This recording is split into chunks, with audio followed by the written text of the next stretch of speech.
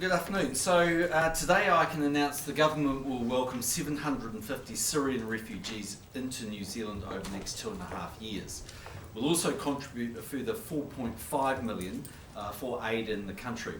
The pictures of thousands upon thousands of Syrians forced out of their own home by ISIL, desperately pouring into Europe, are heartbreaking scenes.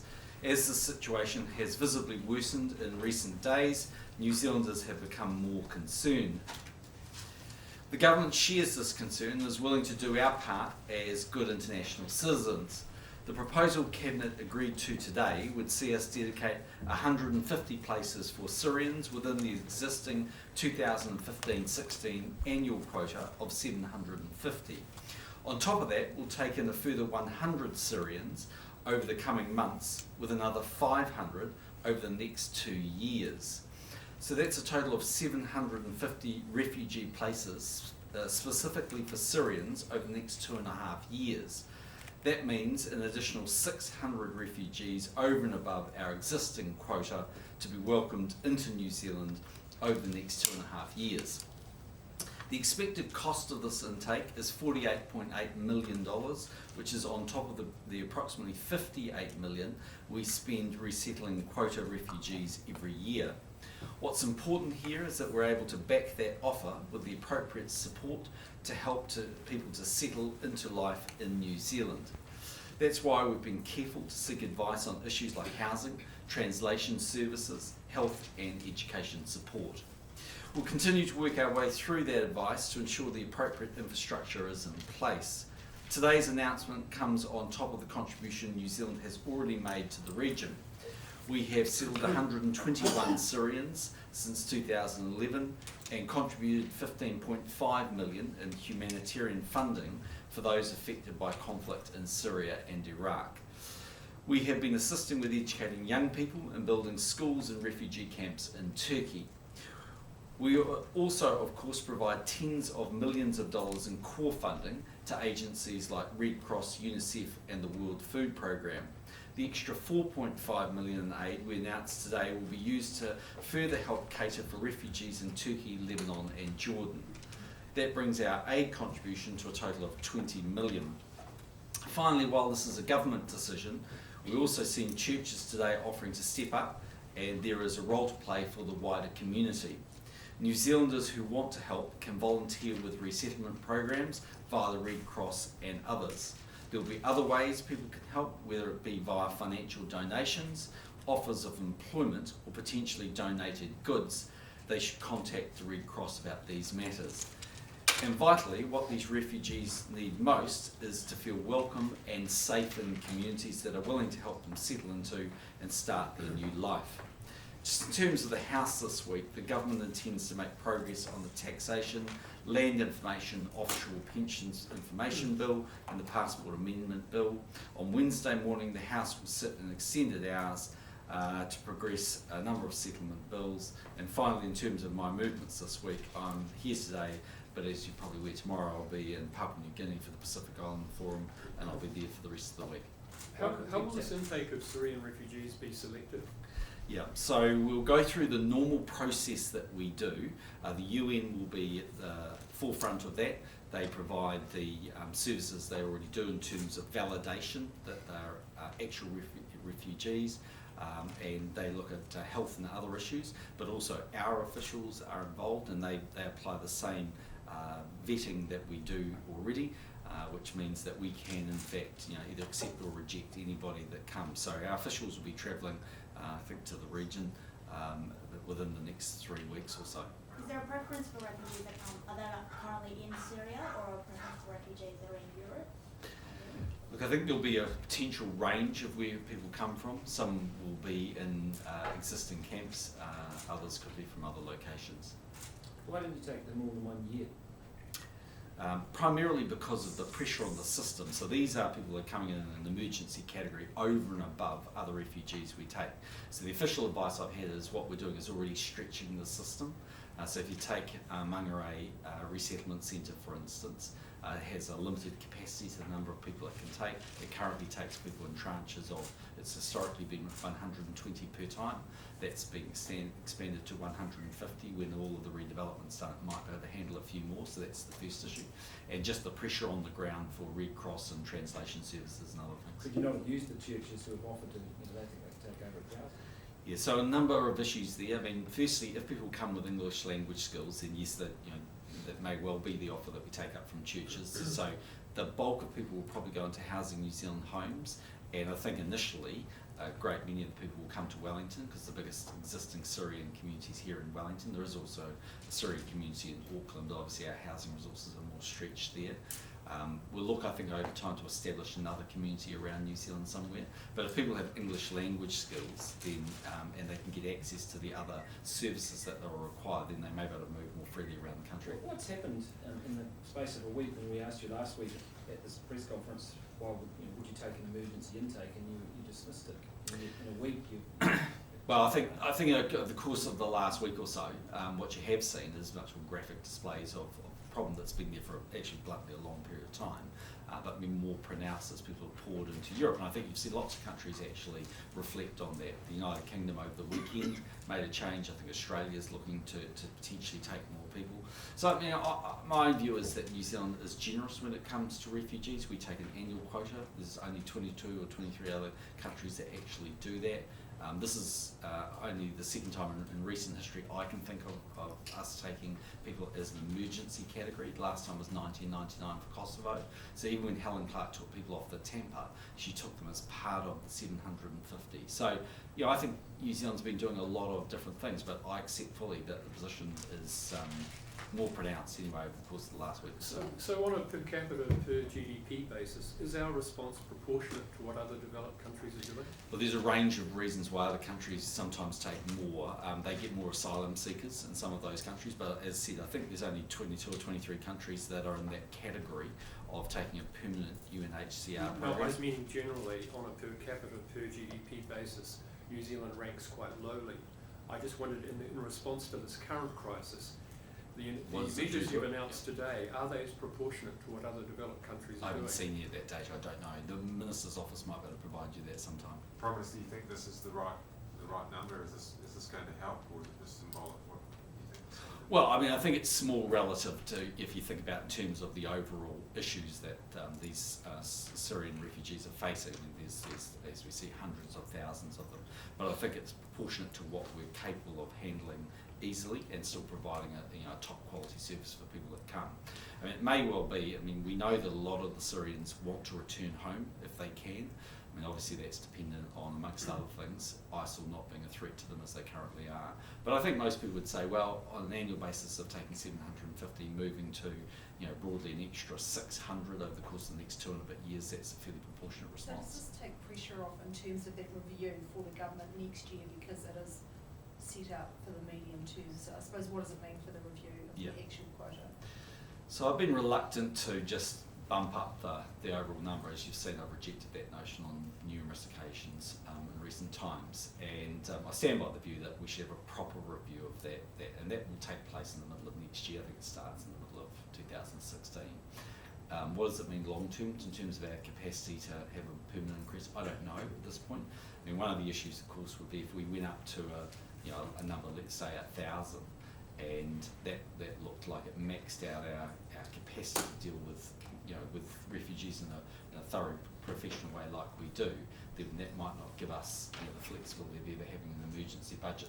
That's one thing we'd have to consider, but it's only one factor. So we'll have a thorough review and we'll start that next year. Because also potentially another country may have a crisis where they need a response to. So at the moment, this is just for people from Syria. So That's right. does this leave any flexibility for crises in other places and other people that may need help? Well, the advice I've had at the moment is that this is stretching the system. It doesn't mean that you can never do more or you can't expand that capacity, but at the moment the advice I've had is it stretches the system. So this would pretty much be it in terms of what New Zealand would be able to cope with over the next, say, 3 or 4 years? It's always possible to do more. needs must sometimes, but for instance, Mangere I think needs further work if it's going to handle more than the 150 at one time, for instance. So there's those practical issues.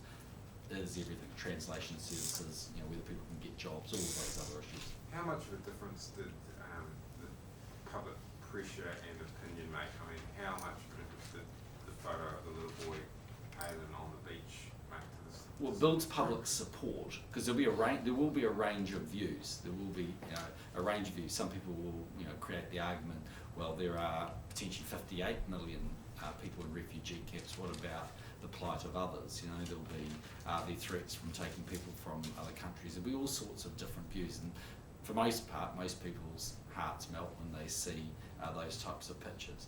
I mean, the very early part of last week, I started to talk to some ministers about what's the capacity and options of things we could do.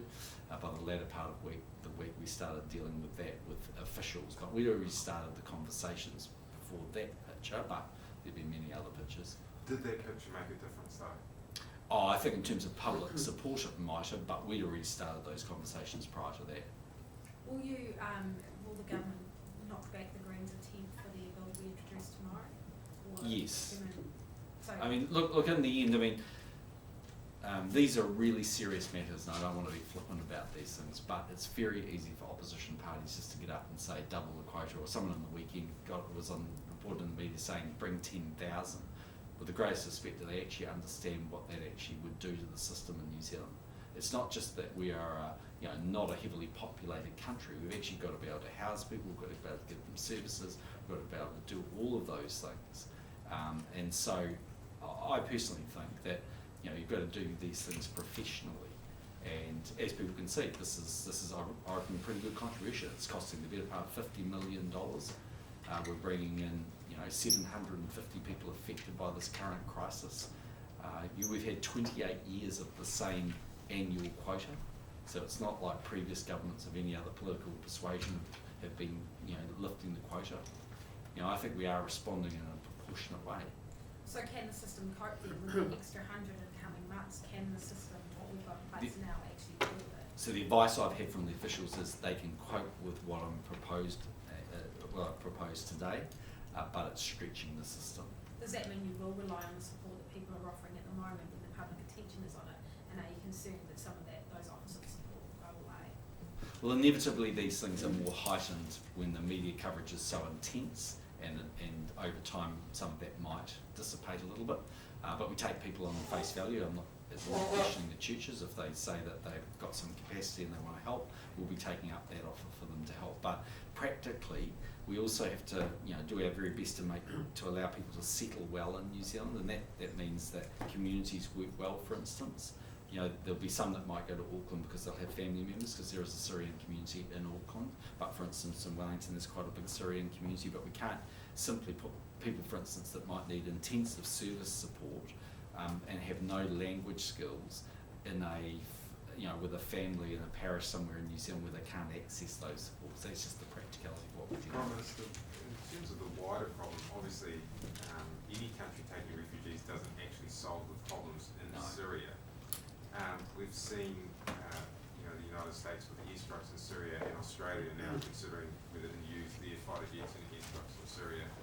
Do you think that there is a place for military action and intervention by the West in Syria to help solve this problem?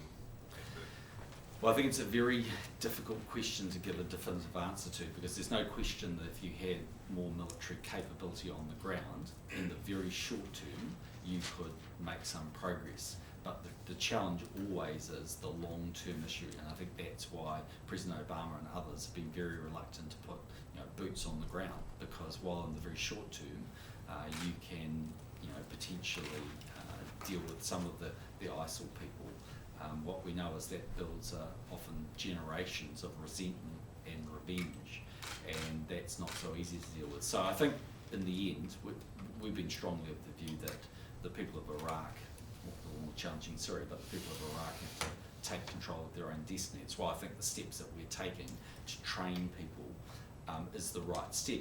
And when we went to Parliament earlier in the year, as you all know, we didn't get much support from other opposition parties. those same opposition parties have been very quick to criticise me over the last week or so. But the truth is, a lot of those people are leaving Syria, for instance, because of ISIL. And what we're trying to do as New Zealanders is train people to try and degrade ISIL. Sure. So they sort of want one side of the version of events, but they don't want the other. Yes. And what about Al-Assad, though? Should he be removed, in your opinion? Well, there are two reasons why people have left Syria, because in truth they've left over the last 5 years and it hasn't always been ISIL. The Assad regime has been a big issue, and we have real concerns here, as you well and truly know. Do you think that resentment and revenge that you referred to would eventuate from airstrikes or just boots on the ground in Syria? Can happen on both ways. That's why when the airstrikes take place, my understanding, and we're not obviously actively involved in those, but my understanding from asking my people about that is they're very careful about the way they undertake those airstrikes to make sure that there's the minimum amount of civilian casualties involved. They're quite well planned. But that is always the challenge. We've seen that in the past. You saw it with the Taliban. You can fight these kinds of enemies, but the way to do that has to be very sophisticated. Do you think Al-Assad needs to be removed as leader of Syria if Syria is to go forward? Well, I think he is one serious issue, but I think you also have to see it alongside the ISIL as well. Looking at the fresh money that's going into the response to the refugee crisis, 48.8 million, what would you say to those critics who would say, we're going to spend in the next 2.5 years less than double what we're going to spend on the flag referendum in the next few months? Yeah, okay, so it's $81,000 per person over the next 3-year period, notwithstanding that there'll probably be ongoing costs. History tells you that there are ongoing costs with refugee resettlement, so there's a lifetime of cost potentially for some people, but anyway, other costs just on our system overall. So annually now that will mean, instead of spending around about 60 million, we're spending something in the order of $75–80 million. Yep, I accept the view that some people think that democracy shouldn't be honoured when it comes to a constitutional matter like the flag. But I personally think that would be very arrogant of me as Prime Minister to simply change the flag without reference to people. I could do that, but... It was more a question about the adequacy of the response. If we're prepared and can find the money for the flag referendum, which has got its own validation and its own arguments, it's a judgment surely on the extent of our response to this crisis if we're spending less than double on this humanitarian crisis. Well, I think cost is one issue. In reality, it's actually the broader issues of making sure that you can actually give people the services and support. But you can look at that in a great many things we do. I mean, you could look at any expenditure the government undertakes as part of its $70-odd billion it spends a year, and you'll find a range of people who will say we spend too much or too little in one area versus another. Well, on refugees on a per capita basis, Australia has, over the past several decades, taken in somewhere between 3 or 4 times as many refugees as New Zealand. Why do you think successive New Zealand governments have taken in less in terms of a refugee intake than successive Australian governments? I don't know. With regards to whānau ora, a new report's been released today. Have you read it and what do you make of it? Well, I haven't read it, but I've seen reports of it. So on the one hand, I think it's good because what it says is that people are accessing more services. It looks positive in terms of the outcomes that the minister's reporting that are characterised in the report. It's not surprising actually that people are accessing more services, because if you think about what's at the heart of whānau ora, it's navigators, and those navigators allow and ensure actually that the families involved get in a way better access and better understanding of the services available to them.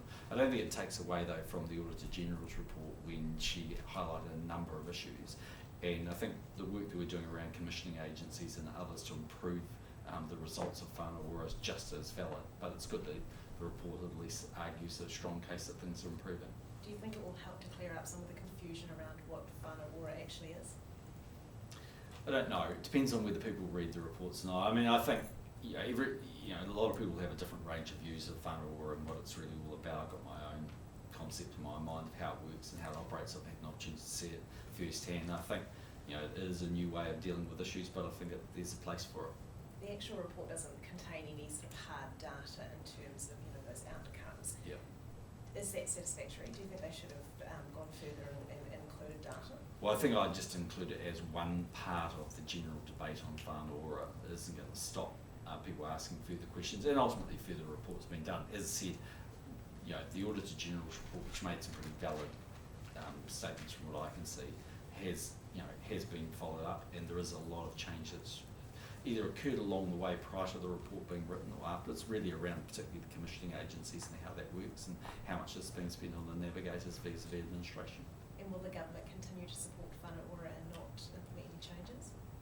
Well, it's our intention to continue supporting whānau ora, and certainly the Minister has got quite a major focus and he's working very intensively on it. Do you have any thoughts on the French agent apologising for his role in the Rainbow Warrior bombing? As I'm just watching, the news last night, I didn't actually see the Sunday program on it. I mean, ultimately, it's obviously happened a long time ago. So if it goes any further, that's a matter for other agencies, not for me. Is the matter close to you, as far as you're concerned, or are there still active warrants?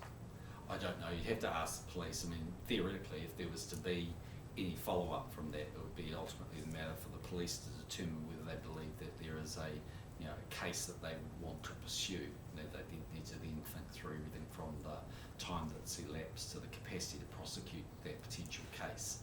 But that's a matter for them. Governments obviously don't make those calls. 30 years on, is there any tension still between France and New Zealand over this bombing? I don't think so. I think it's been accepted. Largely what's happened is not that contested now from what I can see. And in the end, like all these things that happen sometimes in life, you have to try and put them behind you. Given though we seem to now know who that is, would you like to see more action taken, something being done to try and get some of that closure? Well, I think ultimately the police would need to look at that matter. They would need to determine, could they take prosecution? Is it likely to be successful? Does the passage of time in any way change that factor? Could they get the person to New Zealand to stand trial there? Or there are just a range of different factors they would need to consider, and it would be wholly inappropriate for me to dictate to them that they should do that. Prime Minister, signs are that if Australia does accept more Syrian refugees will come from within the existing quota. Did you consider giving all of the refugees to come from the existing quota, or do you think that's appropriate at all? No, I took the view that I thought we should probably do it on top of the existing quota. I mean, our quota is 750. There's still a lot of people around the world. I mean, massive numbers that we can't accommodate, obviously, that are in desperate need of help. And so by taking them on top of our existing 750, we're at least trying to balance that there are many, many other people whose plight isn't so much in the public domain at the moment, but sort of a very legitimate and genuine reason to want to come to New Zealand. So for us, I think it fits more neatly on top of our existing quota. Did you speak to Tony Abbott or anyone within the Australian government about that, or do you think we'll talk about it at Pacific Island Forum this week?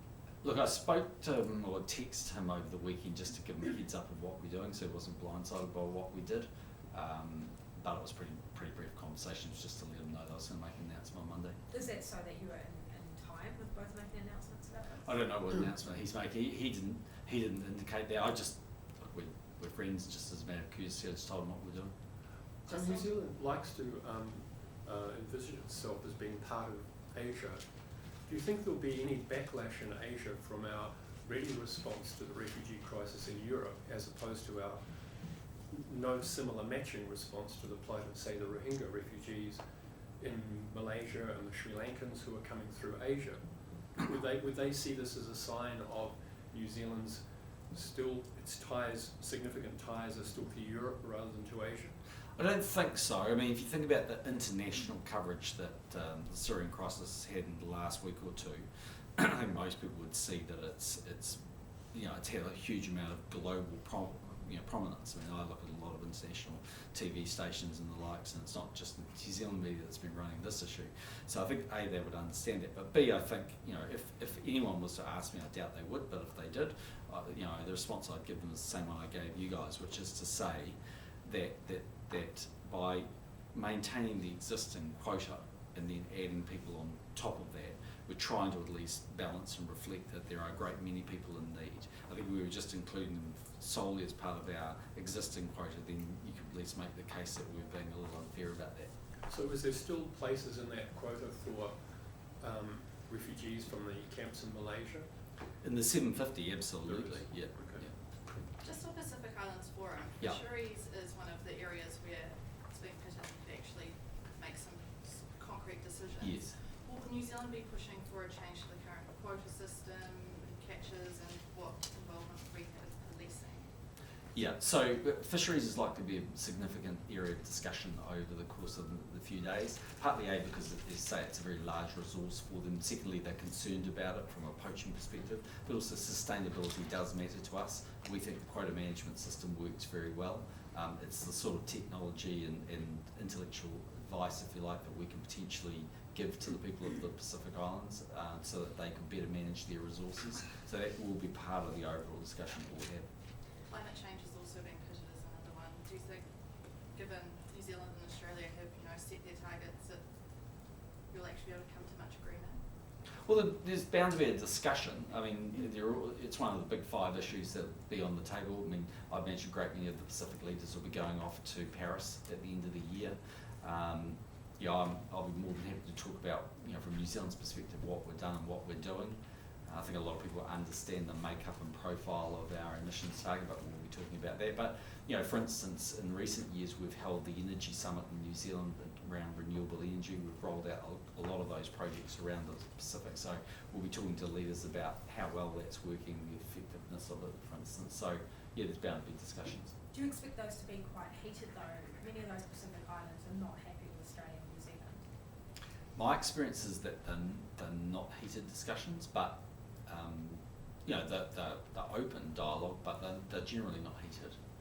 And you're expecting an awkward reception from Nauru's leadership? Well, I don't know if it'll be awkward, but we'll certainly be having a discussion. And personally, I think the decision that the Minister of Finance reached was the Minister of Foreign Affairs reached, I say, was absolutely the right one. Most of the Pacific leaders last week agreed to limit global temperatures to 1.5 degrees as opposed to 2 degrees. What's your view on that? Well, we've got a well-established position we're moving from. There's been relatively high support in the polls for the deployment to Iraq. Yeah. Deployment, whatever it is. Yeah. Do you think that there's scope for New Zealand to do more there in the future? No, I don't. I don't think we should do more. I think, again, like every response, whether it's to the crisis of Syrian refugees, to the need to try and help support the people of Iraq to look after and defend their own country, there's a proportionate response, and I think we've had that in about the right place. I think what the poll people who've been surveying the poll are reflecting is that actually New Zealand is a global citizen. We do need to try and give all the support we can for the people of Iraq to actually be able to defend themselves, and that's what's being reflected in those numbers. The Weekend Herald ran a story about a youth camp on Great Barrier Island, which was run by a trust contracted by SIFS. Yes, 40 years ago, is that right? I think it ended in 2000 something, don't ask me. The That's not 40 years ago. 40 40 residents, but I think it was a long time ago though. The government's now looking at, again, having private providers in social services such as SIF. What sort of safeguards or monitoring would be needed to protect children in the care of private providers contracted to SIF? Will be my expectation that the government will retain the vast overwhelming bulk of services when it comes to people under the care of child, youth and family. The Minister's, I think, has actually received it. She's going to report to Cabinet pretty soon in terms of the recommendations from Paula Repsol.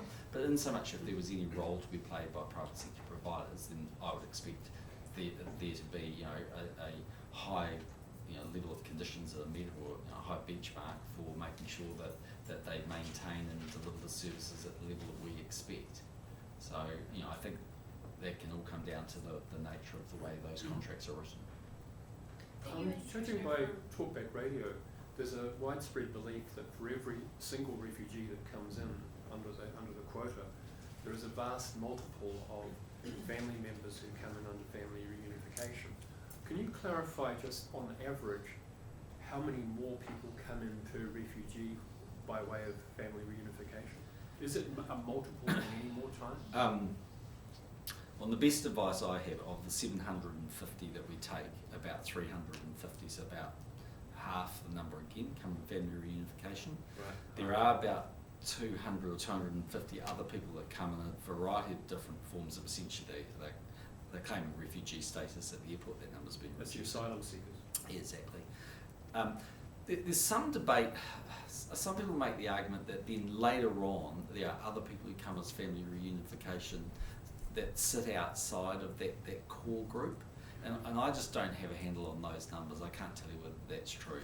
Right. I simply don't know, but the best advice I have is of the 750 directly related to them is about half that number again. Right, so that perception that it's a multiple of many more times is erroneous.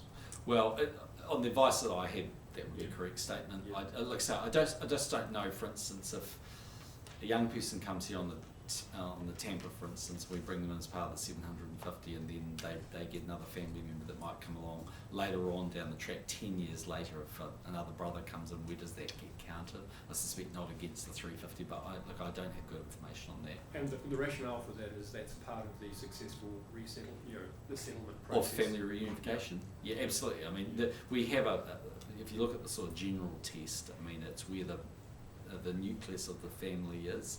And so, ironically, if you have less siblings and you have more of them in one country, we accept others in. But it's not just refugees that works for. I mean, a great many migrants come to New Zealand every year.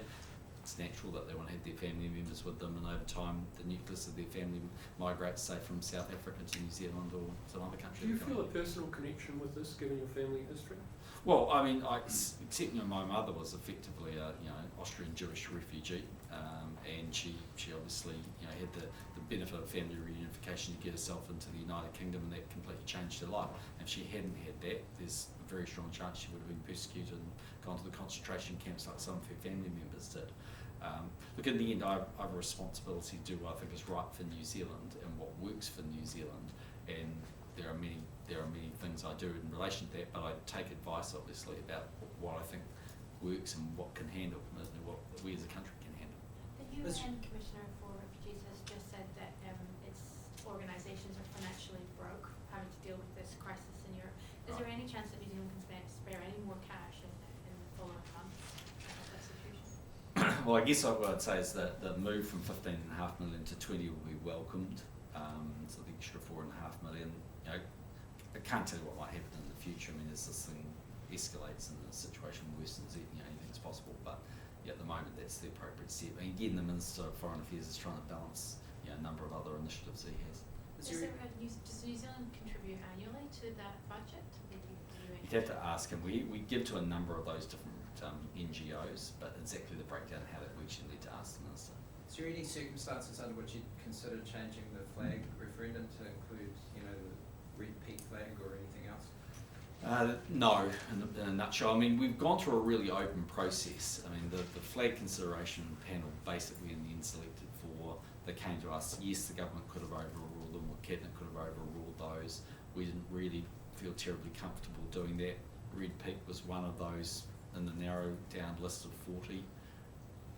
Ultimately, that's the process that we've gone through. I mean, I know people say, firstly, I'd have to change the law to go back to allow another flag to be added if we want to have more than 4. Or I'd have to unilaterally decide that one of the 4 that was selected has to be dropped out for that to come in. And if I was to do that, then there'd probably be a group that would say, well, I want another version or another flag. I mean, in the end, the cabinet, the panel, the independent panel, considered all of those shortlisted 40 and came up with its own recommendations, is what it is really. What do you think about the momentum we seem to be seeing, particularly on social media, around that?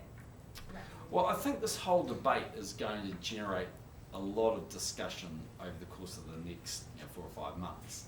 And I mean, one of the reasons why I've been trying to encourage people to go and check out my Facebook post on the flag has been because I've simply been trying to make some of the points to negate some of the arguments that people put up that are either, I think, incorrect or here's another perspective on.